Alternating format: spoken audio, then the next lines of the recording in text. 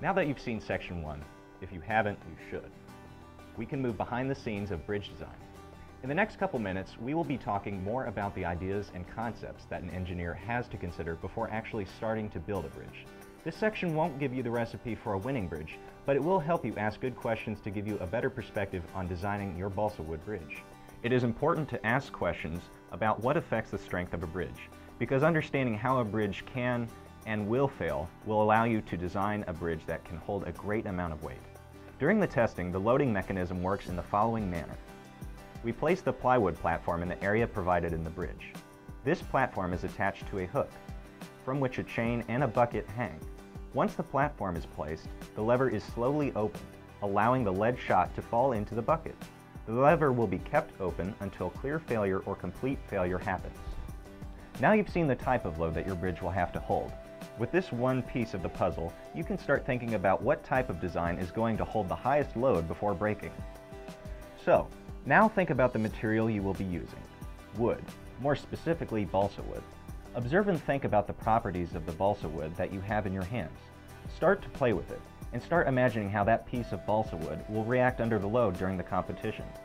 If you are not sure how to do it, just use your hands. Take both ends and push inwards on the wood, and see how it reacts. In the same manner, hold the piece at the extremes, and this time pull away. This is a representation of a member undergoing tension.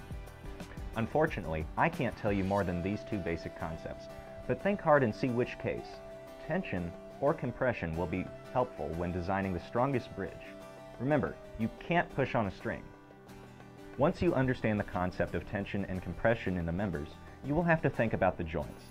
Joints are critical in a bridge since they help allow the forces to flow from where the weight is placed to the supports, allowing the whole structure to act as a bridge. Think where you want to place these joints and give enough time for the glue to set in. So, now you have two more pieces for your design puzzle.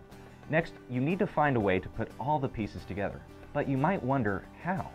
You say, I've never built a bridge. I have no idea how to make one. That's why engineering is all about teamwork.